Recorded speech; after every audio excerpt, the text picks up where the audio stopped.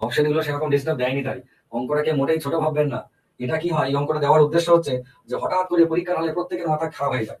এইটা যখন করে দশমিকের পর 3 ঘর, এখানে একবার 4 ঘর, দশমিকের পর 4 ঘর হতে হবে, দিয়ে এটাকে করে 5 দিয়ে 10, উত্তর হচ্ছে 5 দিয়ে 10, দশমিকের পরে যদি 4 ঘর হতে হয়, জেনারেলি সবাই এরকম করে বেরিয়ে আসে 0.0010, তাই তো?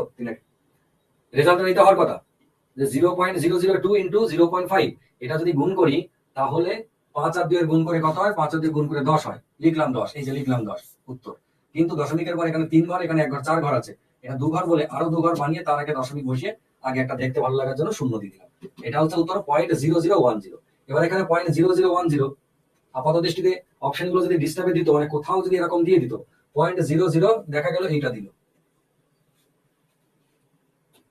ঠিক আছে না, এটা তো একটা অপশনে দিলাম, ঠিক আছে। আর তো অপশন ডি টা এরকম করে দিল 0.0010, এটা দিল অপশন ডি তে। তাহলে কি হবে, এইটাতে অনেকজন উত্তর করবে 0.0010, কিন্তু এটা উত্তর করলেই আপনি ভুল। যদি এইটা অপশনে থাকে তাহলে অবশ্যই অপশন বি উত্তর। এইটা কেটে গিয়ে দশমিকের পর 1 ঘর কেটে গিয়ে 0.001, এটা হয়ে যাবে তখন অ্যান্সার।